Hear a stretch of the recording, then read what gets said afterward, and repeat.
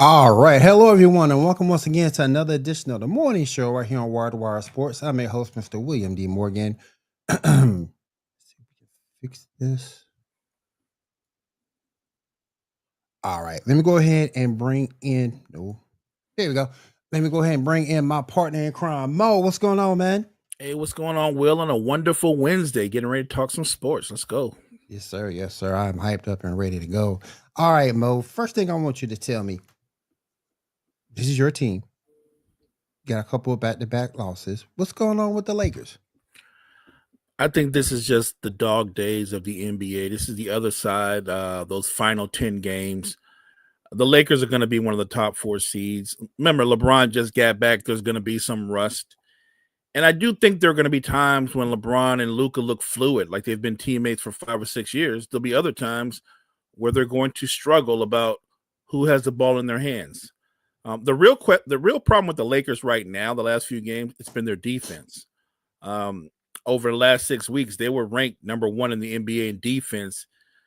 And I think that more teams, as they've gotten used to the LeBron, Luka dynamics, they found different ways to attack the Lakers. You can single out Austin Reeves. You can single out and involve Luka in actions and LeBron as well. So I do think there's a weakness there. There's also a weakness in the fact that they don't actually have a shot blocker or what you would call an elite rim protector. Yes. So look, there are flaws on this team, but the strength of this team to me is what they can do offensively. So I think they're going to struggle at times, but ultimately the goal is try to compete for a title. I don't care if they're the third seed or the fourth seed. That doesn't really matter. Like I've said before, there are a lot of really good teams in the West. There's no juggernaut in the West. I know OKC is the number one seed, and they're deserving of being the favorites. Yes. But I'm steadfast in how I think. You tell me OKC or the field, I'm taking the field. Good morning, Ando. How you doing, brother? Appreciate you being here. Appreciate you joining the stream today. But yeah, Bob, my G League team Bulls went into that game and did a number on them. Yeah, no doubt. Look, I thought the Bulls did a great job of playing fast. The Lakers can't play fast, especially they're one of the worst in transition defense. And look, Coby White is a natural bucket getter. The guy can just flat out score. He's an incredible offensive talent. So when I say to people, I love Coby White, while at the same time, I don't think he can be your best player if you're going to be a playoff contender or even a title. You know what I mean? Like he's really good, but if he's your best player, you're going to spend a lot of time in the lottery.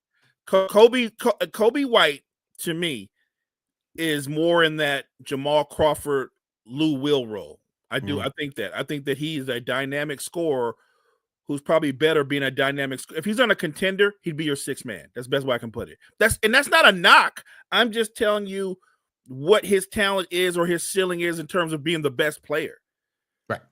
Josh Giddey's a really good player. You and I joked about what are they going to do because obviously he's looking to get paid.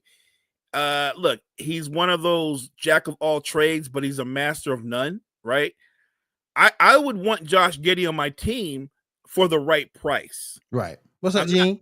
I'm not giving Josh Giddey $150 million to give me 11, 8, and 8. I'm not doing that. Yeah, me neither. I might think about that if he was 11, 8, and 8, and he was a first team all defensive player, but he's not that. No. So while I value Josh Giddey, I'm not going to overpay a Josh Giddey. Not when I know my team ultimately isn't a semi rebuild, right? Right. Because you know what you get in White, you know what you get with Giddey. I think Vucevic is out of there, right? Like he going after the season. Right, Vooch is gone. Look, you can't undo your Patrick Williams pick. But we can all agree Patrick Williams is not going to be a franchise player, right? He's more like going to be a role player. You know what Patrick Williams is? He is a modern day Joe Smith. Would you even keep him? There you go. Would you even keep him on the roster? Look. He's probably looking to get paid, which is weird that you'd be looking to get paid considering how he's played. But thank you, man. We appreciate that, bro. I wouldn't keep him. I wouldn't keep him either. I wouldn't keep him. If I'm Chicago, like they've won some games, they've beaten the Lakers, they've beaten the Nuggets. what I'm trying to figure out is why this late push. I get it. People are getting excited saying they could get into the postseason. I'm like, don't you own your pick?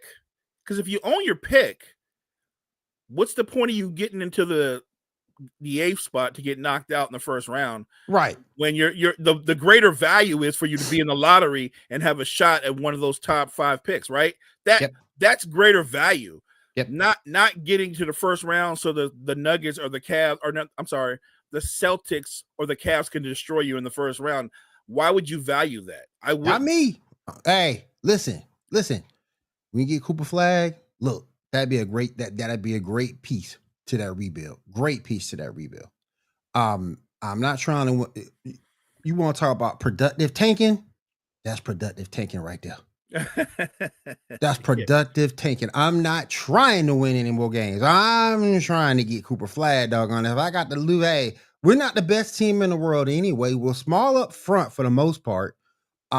We don't have anybody really outside of Kobe White on the wing. So perimeter, I should say.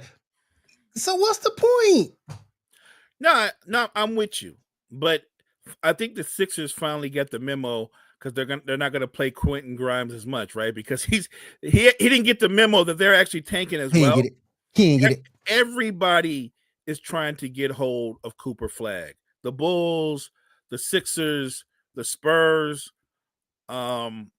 Look, as just a fan of the game, he would be a great fit for any of those franchises.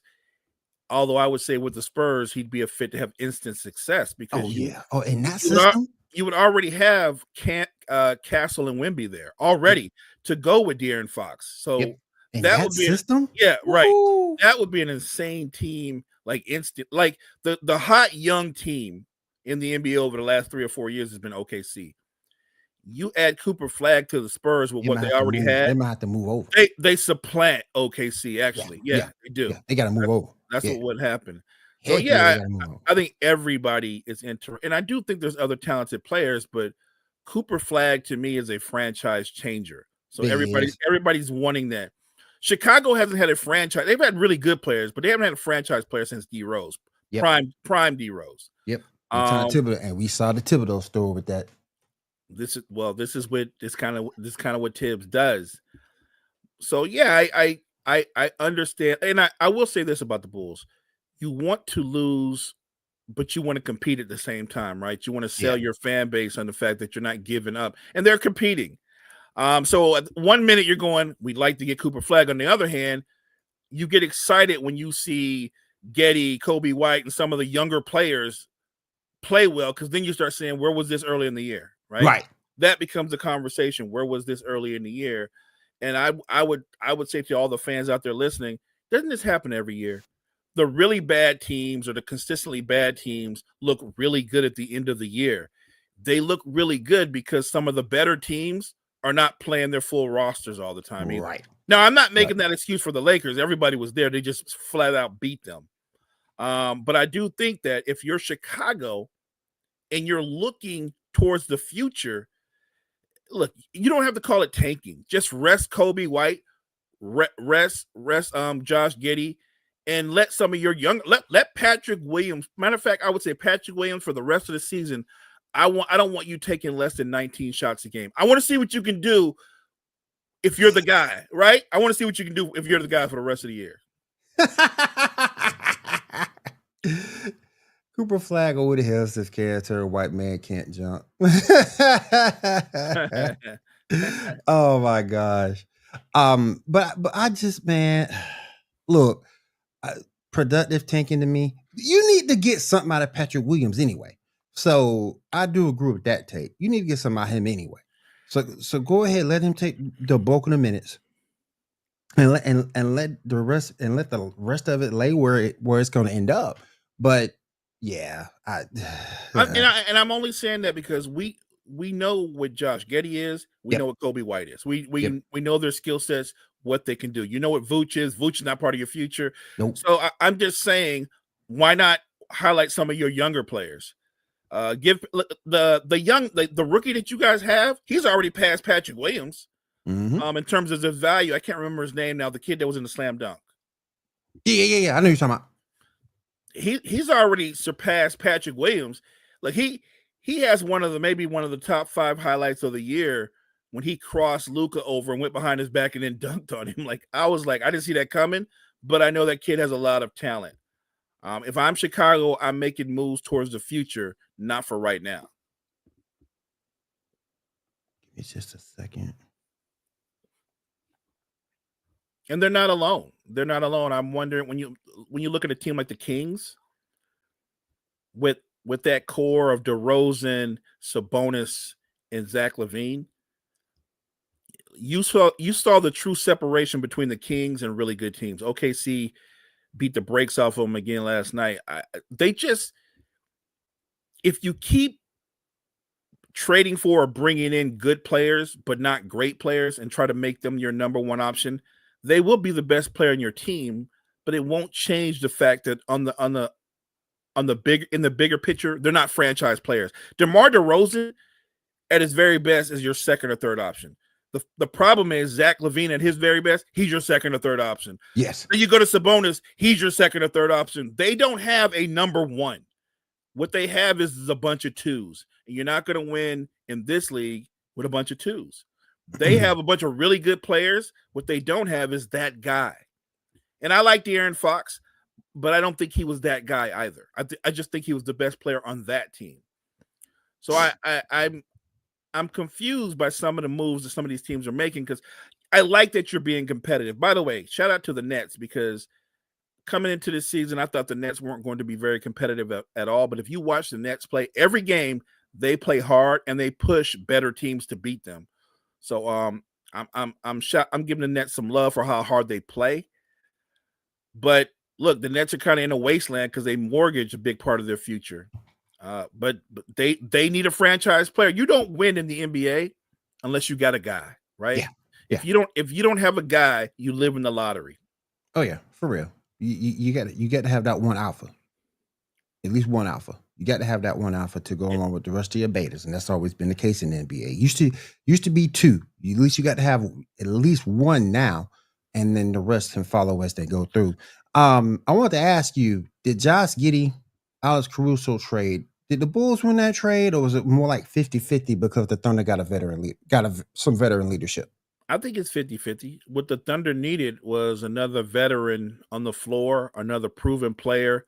And it give them options defensively because you can have a closing lineup where you've got SGA flanked by Lou Dort along with Alex Caruso. I mean, that's just to bolster your wing perimeter defenders to have that, and then you have Hartenstein and Chet in the back. So I think it's great value for OKC because they're built to win now. Josh Giddey is part of your future. He's a young guy. What is he, Will? 23, 24? 22, 23. Yeah. Right. And he's a very good player. If you want to comp, he's not as athletic, but his skill set offensively mirrors Ben Simmons, right? Mm-hmm. The only difference is Josh Giddey can shoot a little bit. Ben Simmons never shoots. Yeah. Even at his peak, he didn't shoot. So I think Josh Giddey has great value. It's just a matter of what number he and his agent value him at. But I think that if you're the Bulls, I would try to keep him if the number doesn't exceed the number doesn't exceed what we want to pay. Or look, if it does exceed, then maybe you can work out a sign and trade and get some value for him in that way. Right. Either way, you need to make this a benefit, whether you're gonna keep him or get some picks for him. Yeah, you need to make this a value benefit.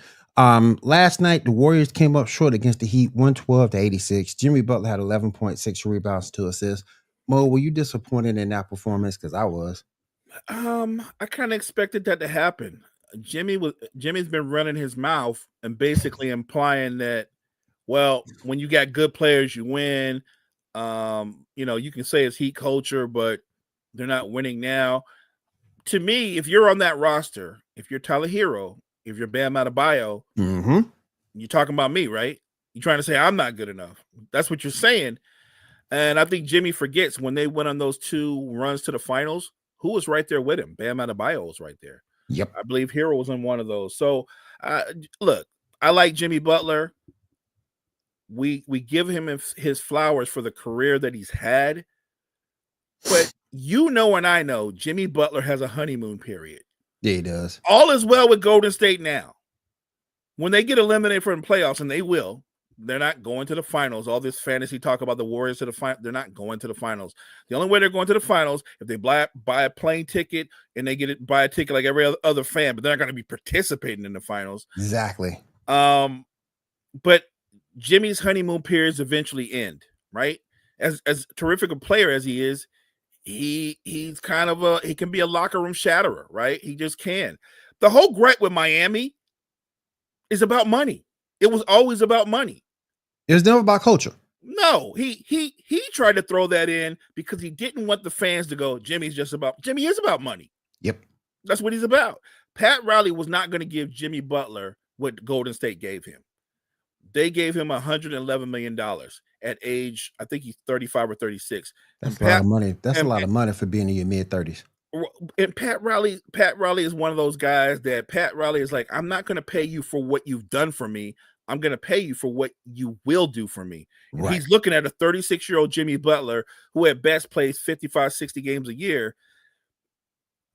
He's on the other side of his prime. He's still really good, but I wouldn't pay him $111 million either. Nope. I have no problem with that. Pat Riley was making a decision for the franchise, what was good, what was best for the Heat. And I know they're going to say, well, Jimmy's on a team that's in the playoffs. I get that. But when Jimmy was there in Miami, they were in the play-in with him. They were in the play-in with him. So don't act like he wasn't part of everything that was bad. He was part of that too. Yep. That's a false narrative that, well, we didn't have good play. You were there. You were there when they were in the play-in, and they're still in the play-in without you. I get that he's energized Golden State, and he's got Golden State fans and other fans excited. That's cool. I'm with that. But if the ultimate goal is to win a title, they're not winning a title. And they're going to come back next year. Guess what, Will? Older. Yep. Steph's already 36, 37. They're going to be older next year. Are they going to win a title next year? No. It doesn't work that way. They're not winning next year either. So I get it. He's made them relevant again, and it's fun and it's entertaining as a fan. But if you're judging on who won the trade, well, they're not going to win a title. The Heat aren't going to win a title. To me, it's a wash. It's like to me, he gets to a certain. It's more like a honeymoon phase period.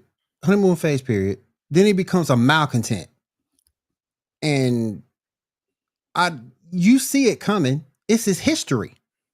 If you go back and look at it, he did this.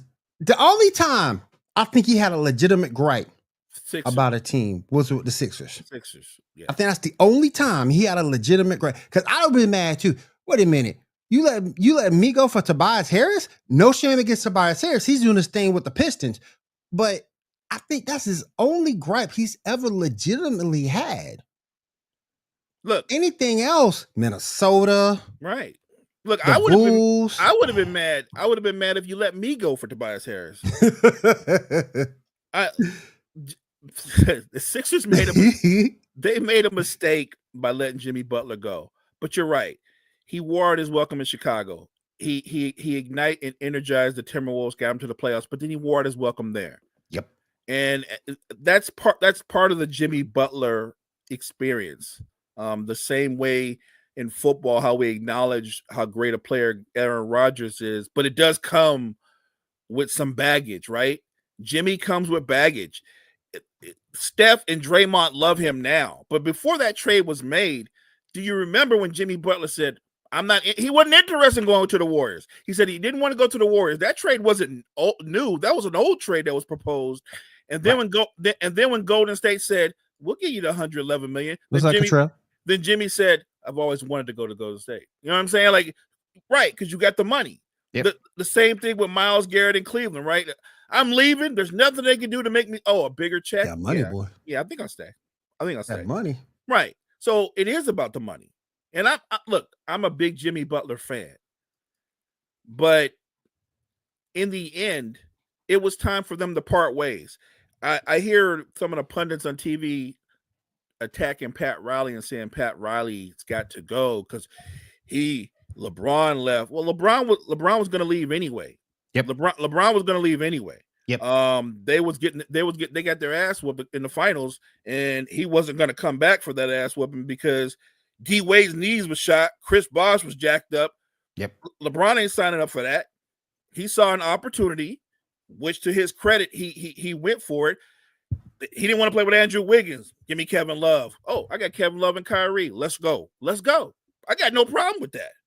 But don't blame that on Pat Riley. Right.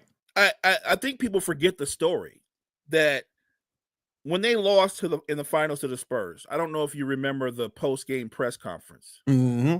It's actually one of the great post-game press conference of all time. Pat Riley goes in there and he basically goes into this whole rant about, and this is a preemptive strike, right? He's saying, I already know what this guy's thinking, right? So Pat Riley goes into when you lose, you don't just up and leave. You don't run away. You come back better and you try to beat the team to beat you, right? And that's kind of where he went, because he knew he wasn't bouncing. What happened was then Mickey Arison and Pat Riley had a little bit of a disagreement. He said, I want you to go get him. I want you to go get LeBron. LeBron's in Vegas with his crew, right? Chilling. And Pat Riley flies out to Vegas to try to like mend fences or whatever. He comes into the room and LeBron's like totally oblivious to Pat Riley being there. And one of his flunkies come up to Pat Riley and go, he's like, I'm going to try to talk to LeBron. And one of the flunkies said, well, he's watching soccer right now. And he'll talk to you when he's ready, Pat. Look, again, I have no problem with that if I'm LeBron, because you know that he's pursuing you. Right. My only problem with that is they actually never had a conversation.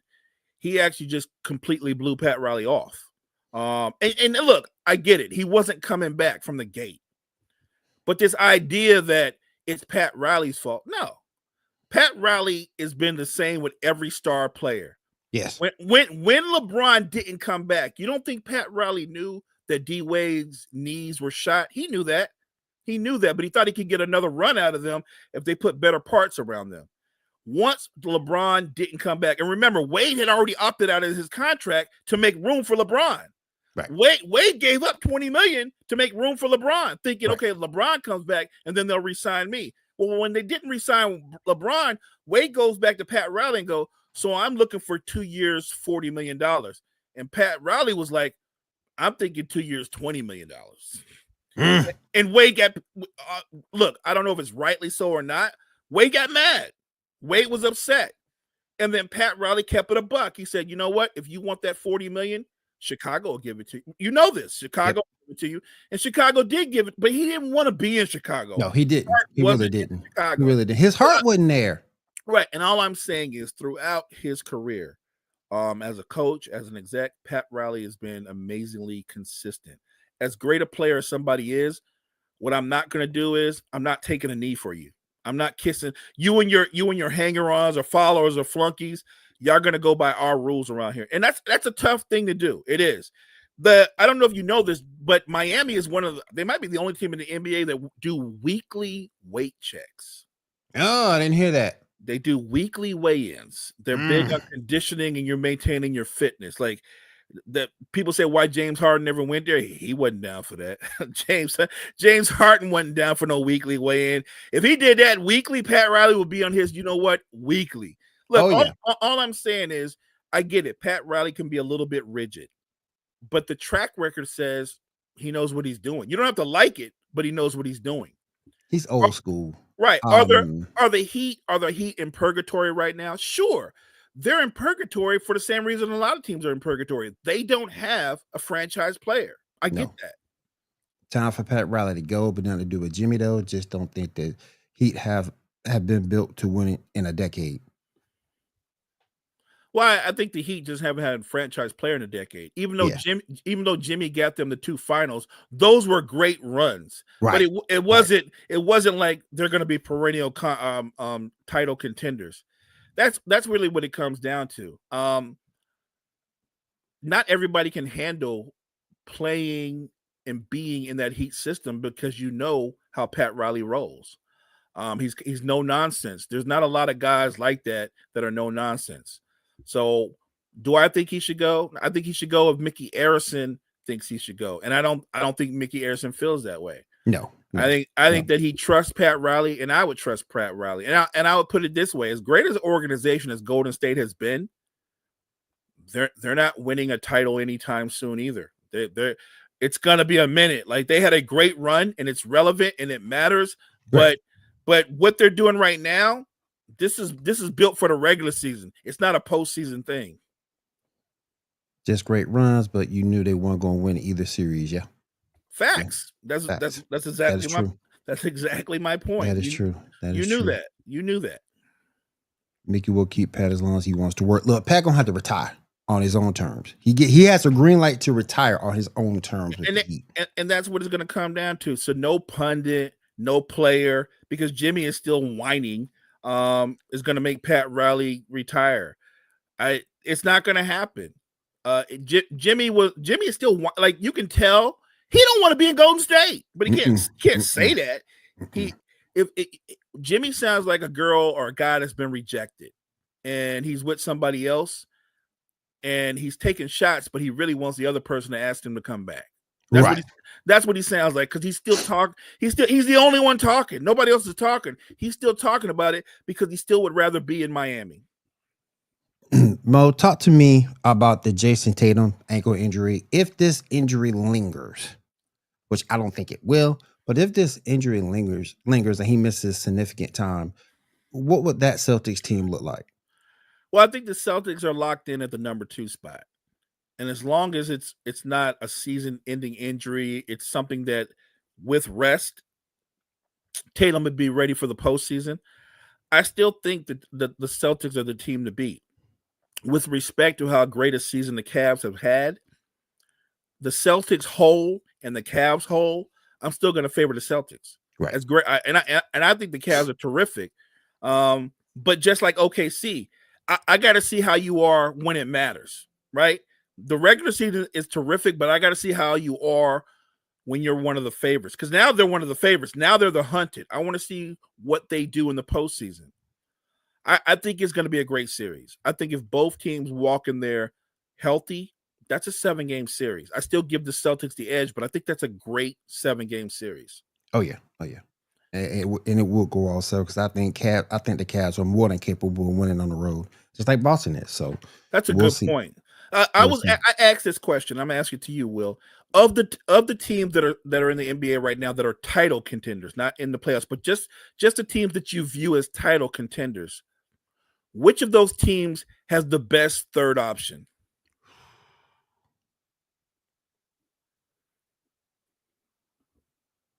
I still gotta go with. You can say you go Boston, right? I gotta go with Boston. Because they have a pseudo third option. You could say it's Derek White, or it's Porzingis, right? Because he's the X factor. Yep. I think it's more Porzingis than White, even though White's a better overall player. White's a better player, but Porzingis more athletic. Right. I'm just talking about from a scoring standpoint. Porzingis is the third option, and if you look around of the contenders, he's the X factor. If you got a healthy Porzingis, that's the X factor, because he pulls your big away from the basket. Cottrell said Cavs in 7. Well, he's supposed to. He's a Cleveland guy. That's a given. I didn't know. My bad, Cottrell. I ain't know. My bad. Cavs in 7. He's a Cleveland guy. He's supposed to say that. And look, I love Cottrell. He's our guy. But he could do the smart thing and agree with me, and we both could be right. Yep. Oh my goodness. Evan Mobley is better than every third option. See? No, he's not. If you're talking about what he can do defensively, sure. I'm from primarily an offensive standpoint. I'm primarily talking about from an offensive standpoint. He's not better than Porzingis. I don't think, when you look about who's surrounding Austin Reeves, because your third option is a reflection of your first 2 options. Mm-hmm. I think Austin Reeves is underrated as a third option. He does a good job in convert his defense into offense. Don't get me wrong, but I don't think he is, because if you're looking from a pure offensive standpoint, Porzingis can produce more. Derek White can produce more from an offensive standpoint than Evan Mobley can, and that's part of what makes the Celtics so dangerous, is the fact that they can go that deep. I think that's one thing that makes the Celtics so dangerous. Yeah, I love Evan Mobley, and he's my number 1 candidate for DPOY this year. but them jump shots that he's been improved on in the regular season, let's see if he hit them jump shots in the playoffs. Yeah, and that's when it matters. Let's see if them threes fall in the playoffs, because in the regular season, the Cavs bench have been a bomb squad. They come in, and if they have a lead, they actually add to the lead. That's how well they've played. Yep. Again, the regular season, you make your name. The playoffs, you make your fame. We'll see what they're made of. We'll see what they definitely will do. I want to go over to the NFL for just a little bit. We had a couple of signings in New York. We did have Russell Wilson agreeing to be the starter for the New York Football Giants. They also did sign, as my co-host said, Jameis Winston signed with them as well. Do you think they still draft a quarterback with that first round pick? And what will that quarterback room look like? I think that's going to be the livest quarterback room in the NFL. That's going to be fun. Somebody tried to make a comparison, and as soon as I saw they got Jameis and they got Russ, I was like, it's Will and Carlton, right? Is it? actually, I take that back. It's Carlton and Jazz. Yeah. That's what it is. Jameis is Jazz, and we all know Russ is Carlton. Yeah. Look, I think it's an interesting quarterback room, but both of those guys are not part of your future. No. So clearly, I think the Giants are hedging towards drafting a quarterback. Look, they have a mandate this season, right? The GM and Daboll, they got to win or they're fired. That's how it was laid out. Similar, you got to win or you fired. Yeah. So you could go out and get the defensive player who's a transcendent player, and you can address your quarterback of the future next draft. The problem is you're trying to replenish and build a young roster, and at the same time, your job's on the line, right? If your job's on the line, I have to get the best players right now, right? My job's on the line. I gotta at least win 9 or 10 games so that they can go like, you can stay. I think that's a lot of pressure, particularly in that division. You got Philly, you got Washington up and coming. Right. Dallas won't be as good, but they're still there. That's a lot of pressure. And do you do what's best for the franchise, or do you selfishly go, this is what's best for me, so I keep my job, right? Like that's a tough thing to do, and the GM and the coach have to be on the same page. I think you have to, if you're in love with Shedeur, if you believe Shedeur is that dude, then you go get him. But if you're not in love with him, then you take the best player available, right? That's the smart move. I've heard people say, get Travis Hunter. Yeah, you could do that. You could get Travis Hunter, who's a sensational football player. But I think you're going to play Hunter more at cornerback than you are at wide receiver. Yeah. I mean, at least you still got Malik Neighbors there. Right. All I'm saying is, if you're the Giants, they're in a really weird purgatory because it's win now, and yet at the same time, I have to make moves for our future. They're in a very weird situation. They're in a no-win situation to me. Vegas has already projected that the Giants win three games next year. To me, though, since you got these two under contract, I'm trying to get my offensive line fixed. That's one of the worst offensive lines, if not the worst offensive line in the league. I'm going more offensive line than I would be for another quarterback this season. And like you said, next season when the quarterback class is better, then that's when I will address the quarterback situation. Or maybe you could draft your quarterback in the second round, right? Yeah. But look, you're absolutely right. The Giants What's up, Jerry? They have one of the worst. What's up, Jerry? One of the worst offensive lines in football. They do. And you're signing up Russ and Jameis Winston, I guess, to flip a coin on who takes the most beatings, right? Maybe you don't draft Shedeur just for that reason. Like, well, he's going to get beat up, right? Because you don't want another. What you don't want is another David Carr situation where the guy took such a beating. I mean, he was done before he could ever get started. I just think that if I were Giants ownership, I would have just fired the GM and Daboll and started fresh. Yeah. With a whole new regime and a whole different set of parameters. This regime is playing for their jobs. And when you're playing for or coaching and drafting for your job, I'm not sure you always have the franchise's best interest at heart. You're thinking more about yourself more than anything. It's about survival. I think when you're in that situation, you start making mistakes. You start panicking. You start making mistakes, both on the field and off the field. When you're in that particular situation, it's not a fun place to be. And I hope they get this thing right, because I feel for all the Giants fans. The Giants, they do have some great fans out there, and I feel sorry for all. I feel sorry for all of them. Facts. They have a really strong fan base, and it's tough when you look around in your own division and the Commanders are making moves. The Eagles are defending champs. And even as bad as they've been, Dallas is better than you right now today, right? Yep. That's tough. That's tough. I'm with you, though. I would lean towards drafting in other places and positions and not the quarterback, unless I can get a quarterback who I believe that we can develop in the second round, and he can sit for a year. Right. I'm good with that. And you have to have faith that some of your younger players from last year have developed and gotten better. Look, Malik Neighbors, between Russell Wilson and Jameis, Malik Neighbors is going to have a 1,200-yard receiving year. He's going to have a big year. Oh yeah. When we look at the two quarterbacks in the bigger scheme, they're not amongst the best in the NFL, but they're capable. And if you have capable quarterbacks, and the kind of talent that Malik Neighbors is, I think Malik Neighbors is going to have a huge season. The only question is, will the Giants be able to win some games they shouldn't win and actually get 9 wins? Right. I think that's unlikely. That's unlikely. Me too.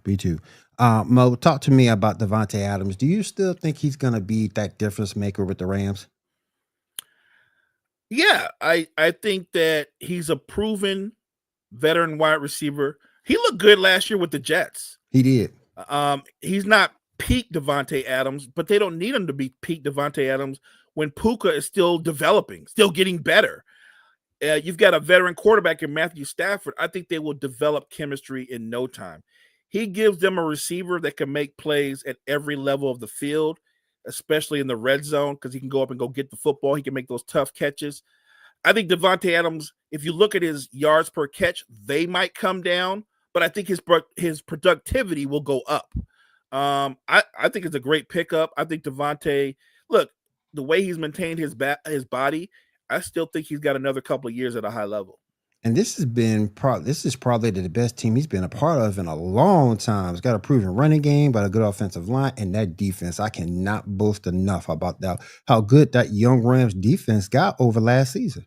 They hit on so many of those guys in the draft, and that doesn't happen that often. And you're right. And the thing is, remember, Davante's coming here not as the guy. The guy is actually Puka, right? Yep. Even though Davante has a bigger route tree, Puka's just a raw, natural freak of nature. He's the guy, though. So I think that makes that passing game that much scarier. But look, I've said this the last 3 or 4 years. If their offensive line can keep Matthew Stafford upright, they're going to be one of the scariest teams in all the NFC, period. Yeah, they will be. All right. Let me ask you this. Ken Ward still a lock to the Titans? Because for some reason, something just tells me, and Jory, you can chime in on this as well. For some reason, I don't think the Titans going to keep that pick. So a lot of people have been talking a lot about his pro day. I don't know if you saw the highlights and the throw when he was on the run. And I'm like, if whatever your decision should be, it should be based off of the tape, right? Yes. What you actually see him do in game situations. I've seen a lot of guys have amazing pro days, and then they just didn't make it at the next level. I think at Jameis's pro day, he got down on his knees and threw the football like something crazy, like 80 yards. And that's crazy. And yet, not Jameis's. I'm thinking about another guy. What is the guy name? The one that went to the Raiders. He was such a bust as a quarterback. Jamarcus Russell? Yes. Okay. They were oohing and ahhing over Jamarcus Russell. Look at his size. He's bigger than most defensive ends, the power, and this and that. And then you got him in there and you realize, like, this kid can't recognize coverages. He can't make the touch. Only thing he can do is throw the ball really far. I know you heard the story about him in that offensive tape. They gave him and he lied, right? And he lied about it. Yeah, I watched it, but it wasn't nothing on it. Yeah. And that kind of goes to his integrity, right? But yeah, that was crazy. That was crazy. All I'm saying is, I think the young man is incredibly talented, and I could certainly understand why Tennessee would consider it. But I'm kind of like you, Will. I feel like they have needs in other places that they might trade down, get more picks, and kind of fill out their roster more. You can still get a quarterback, but Yes. it just won't be him. Right. That's my thinking. Because I don't know how far down you would go, but I just don't see they keep it because there's so many other needs on that team, so many other holes that needs to be filled. Right. I just don't see them keeping that number one pick. I just maybe I'm wrong. If I'm wrong, I'll eat it. But there's so much there that has to be addressed and worked on. Yes. I just don't see them keeping that number one pick. And look, every athletic quarterback doesn't turn out to be a great quarterback. No, So you know what I'm saying? Like, no, like Anthony Richardson, I know the jury's still out. no, it ain't. Well, not for me. Not for me neither. Not for me. If he's gonna stay in the NFL, he really should consider moving to H-back. But he needs to be Taysom Hill 2.0. Right, but not no, it's not for me.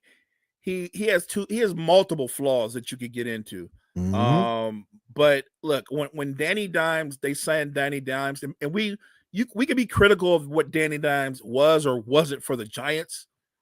But if he goes in there just being what we know him to be, he's better than Richardson, and that's not good. Yeah. If Danny Dimes is better than you, and he is, he's better than him, that's not good. That's all I'm saying. So I would say beware of the guy that's a combine freak of nature. That's incredibly athletic. Gotta watch out for those. That doesn't mean by default they're going to be a star player. It doesn't always work that way. Most of the time, it doesn't work that way. Let me see. Jury chimed in here. All I know is Will Levis better not be the quarterback, and not really. They address the line so that everybody isn't playing out of position. The defense is getting better. It's really the receiver room and the quarterback room that's the glaring needs. No, I agree with that. I agree with everything she said. Yeah. Will Levis, we knew when he got drafted, Will Levis wasn't going to be the guy. We already knew that. No, but he's got a bright future as a journeyman backup. So there is that. Oh, do Will Levis like that? It's a career. It's a career. Yeah, it is a career. It is. There's some other quarterbacks that went through the same thing. Chase Daniel, beautiful career as a journeyman backup. Look, Teddy Bridgewater. Yep. Right? Yep. Look, I'm not knocking it. If you're good enough to be a professional football player, whether you're a star or you're a backup, that you get your flowers for being that good. Teddy Bridgewater's made a career of being a backup who can win you games here and there. There's nothing wrong with that. Yeah. She wouldn't be upset if they gamble about number one pick on Ward. He could be on Ryan Fitzpatrick. All the talent in the world in college. We'll see what the Titans definitely do. I just wouldn't be shocked if they traded that pick. I don't know how far down they would go to get more picks, but I just wouldn't be shocked if they traded that pick to get some other holes. The receivers on this draft are pretty good, so you can look receiver, get you a quarterback in maybe the second, third round, and go from there. I wouldn't be surprised that all the way up till draft day, all the way up to where they go with the first pick in the draft, they're not 100% sure what they do. Yeah. Would you say Cam Ward was the best quarterback in this draft, or maybe Shedeur? I think Shedeur might be more poised, more polished, but I think Cam Ward has a higher peak, right? Because he can do a lot of the things that a lot of teams are looking for now, not just with his arm strength or his arm talent, but obviously he's got wheels too. Yep. I think people, if you've ever watched Shedeur play, Shedeur is actually more of a pocket passer. He can extend plays, but he's not a runner. That's not what he is. So I would say Cam Ward. If you asked me to pick between the two, I would go with Ward. All right, let me get your opinion on this. And I know you've seen it because mostly everybody here watches Nightcap. We got a little war going on between Shannon Sharp and Asante Samuel over how good Asante Samuel was during his career. Whose side are you taking, Shannon's or Asante's? Well, when Asante Samuels thinks that he's on the same level as Deion Sanders, on the same level as Darrelle Revis and some of the other great cornerbacks, if that's his standing point, then I'm going with Shannon Sharp. Yeah. Asante Samuels was a really good cornerback. He is. But I'm not taking him. Matter of fact, the names that he said, I'm not taking him over a guy like Ty Law. His teammate. He ain't better than his teammate. Right. He's not better than Ty Law. He's not better than Champ Bailey. I'm not taking him over none of those guys. Or Aeneas Williams. I can go back further. Oh, yeah. When you talk about there are a lot of great cornerbacks. He's a great cornerback. But when you're talking about the best of the best, that smaller room, he ain't in that room. He's not sitting at that table.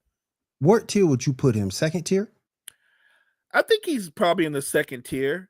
But think about some of the really, really how good Charles Woodson was.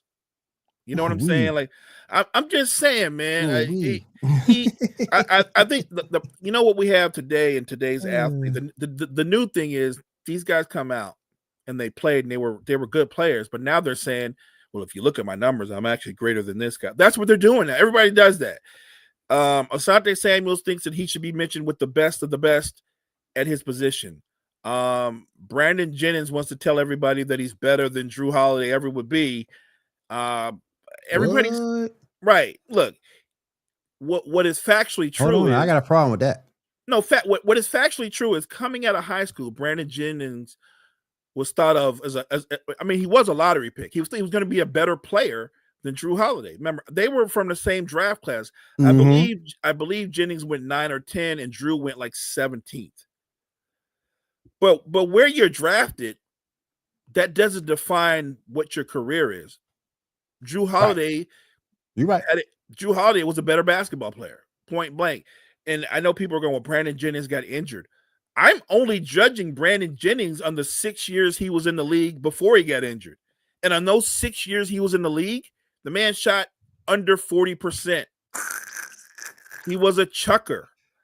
I said this before and said it again. If you replace Drew Holiday with Brandon Jennings, the Celtics would not have that title. They would not have that title. I agree. Brandon Jennings is out of his mind. He is out of his mind. Look, this thing where play me one-on-one. If you played somebody one-on-one, that doesn't prove anything. Right. Being the greater one-on-one player is not the same as being the better player. Michael Beasley can beat most people in the game on one-on-one, but he's not a great player when you put 5 people on the floor. Yeah. Yeah. We saw that. We saw evidence of that. Yeah, that one-on-one argument is a weak argument. Look, I remember a lot of dudes when I was coming up that when we played on the blacktops, they were nice. Now, when we went and we tried out for the basketball team, they sucked. They didn't know how to play. They couldn't play. Hey, Cottrell, I agree. Because Jeff Teague gets slept on. Every conversation, he gets slept on. They need to stop that. Look, Jeff Teague was nice. He was nice. But Jeff Teague keeps it a buck. He knows Drew was better than Brandon. Look, I like how Jeff Teague said it. He said Brandon Jennings had a night. He was nice, but Jeff Teague didn't concede. Jeff Teague had a better career than Brandon Jennings. Yep. Period. Yep. Jeff was nice, boy. People need to stop sleeping on Jeff. Brandon Jennings' career is kind of similar to Jason Williams, aka White Chocolate. He got a lot of highlight reels, but if you actually looked at him, he wasn't very good. Yeah, I agree. Mo, real quick, as we finish up the show here on Wire to Wire Network, I know you saw the Doc Rivers comments on his blown playoff losses. What was your thoughts on those?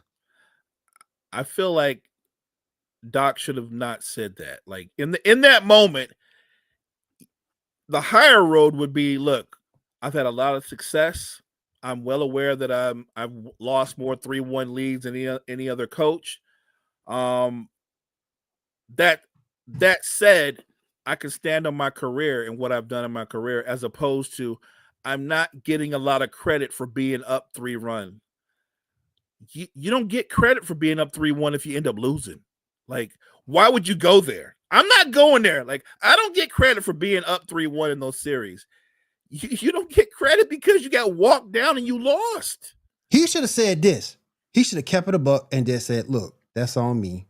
I didn't have my teams bred in a position to take advantage of the 3-0 runs and left it at that. I wouldn't have done anything more than that. I would have preferred he gone that route rather than he should get credit for being up 3-1.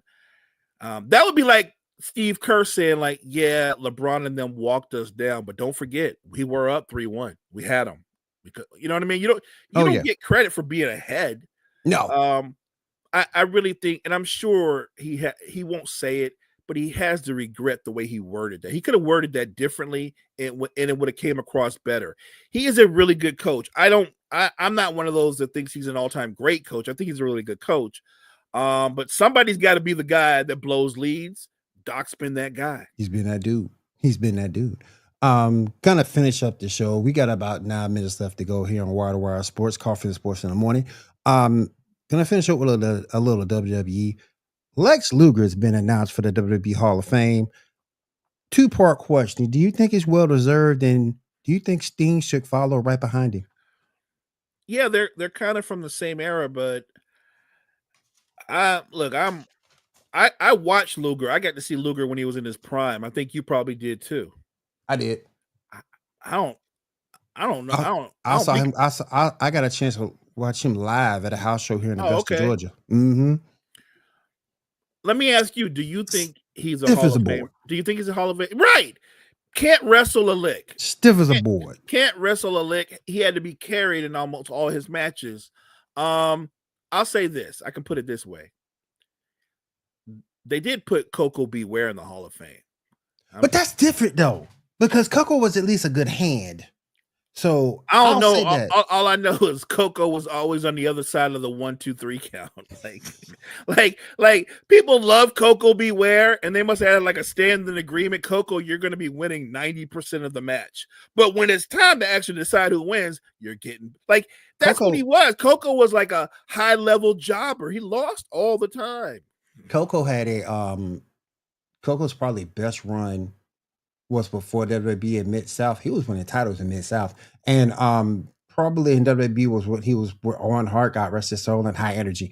Other than that, that's the only time I could really think, Coco was there. But he was a good hand. Luger. I think Luger gets over. He can get over maybe on the strength of his career in NWA/WCW, but he had next to no impact in WWE. He I think his best year, if I go back and look at it, might have been 87 when he beat Hogan for the title. Now we all know how long Luger kept it. He only kept it for a week. Right. And then he got the belt back. Then he got the belt back. 2-time WCW champion. Long time US champion. But yeah, great look. He did have time in the WWE with the Lex Express.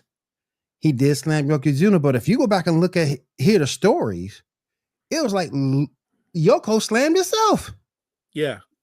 If you go back and listen to the stories, so it's like he jumped into Luger's arms, right? Like he didn't really, you know what I mean? Look, if they think he's worthy, then I'm fine with it. And I certainly Sting is going to get in. If you look at the breadth of his career, that's easy. Sting's an easier choice than Luger. So got to put Sting. I heard they wanted to have Sting induct him, right? But that'd be cool. But isn't Sting still under contract to AEW? I think he's done with AEW. I gotta look that up, but I think he's done. So I think when him and Darby Allin, that team broke up, his contract expired. I gotta look that up. I'll look that up and take a look. I mean, I'm just saying because the WWE powers that be can be a little bit petty. Oh, they can. But if you want if you want to really show Luger love, if you're going to induct him, if he wants to have Sting induct him, then it shouldn't be a thing. It shouldn't be. It shouldn't. They were one of the greatest tag teams throughout WCW. Kind of short-lived. I thought some of these tag teams that are out there that were great was kind of short-lived because the gimmick was kind of like unbelievable, quote unquote. Perfect example, Taker and Kane. Okay, that was a short-lived tag team because it's unbelievable. Who's gonna beat that? Right, because it's tough enough to beat Taker, who has supernatural powers, but then you put him with another guy who has supernatural powers. They're not supposed to ever lose. No, no, no. Right. Just like the Nation of Domination. That ended up being fizzling out because nobody believed that that particular group of men no one could beat. Although I have to admit, I enjoyed that for a while. Yeah, I the think the Nation guy was cool. you know who made me like the Nation the most? It was D'Lo. Yeah, D'Lo was cool with the It little was head D'Lo. bobbing Yeah, thing. that head bob and stuff. Like Yeah, D'Lo was the cockiest member, even though he was the least important member. but I know the Hall of Fame is a show, and I get that point. And some of your favorite people may, I believe that some of your favorite people who are not in now will eventually get in at some point. I still think that if you're looking on the women's side, I still think Victoria is worthy, but she has some issues with WWE that needs to be resolved. Right. I think before she gets in. So I know it's a show, and I get that point, but I just thought there was other people you could put in before Luger. Oh, I agree. I think that's a fair statement. There are other guys, and ladies that I would look at that I would induct before Lex Luger. I don't know who goes into the selection, how the selection process goes, but I think there were other performers more worthy than him. Yeah, yeah. Like I said, stiff as a board. Had a hard time cutting a promo. Um, Even after WCW, he went over to TNA. He was older. He was slower. He tried to work a little bit in the Indies with R-Truth. That didn't work out, and that's kind of hard to imagine. Something didn't work out with R-Truth. R-Truth is actually a really talented in-ring performer. More talented, and it's funny. It does come down to who they want to put over. If you have a certain look, and it's the thing that they appeal to. Yes. Luger got put over mostly because of his look. Yep. It had nothing to do with him as an in-ring talent because he wasn't talented. By the way, we could also say the same thing about the Ultimate Warrior. Oh heck yeah, heck yeah. Couldn't wrestle a lick. Basically, just a bigger version of Lex Luger. Yeah, more popular version of Luger. All right, let's go ahead and finish things up here in Coffee and Sports in the Morning. We got about a minute and a half left. Mo, go ahead and take us out. Thank you guys so much for joining us this morning. Make sure you check out all the great content we have at Wire to Wire Network. Wire to Wire Network. We appreciate you guys. All right, I just want to say thank you to everybody coming out to the show this morning. We do appreciate you guys here joining us here on Wire to Wire Sports for Coffee and Sports in the Morning. I'm William. This is Mo. We'll see you again tomorrow. Everyone have a great day and take care.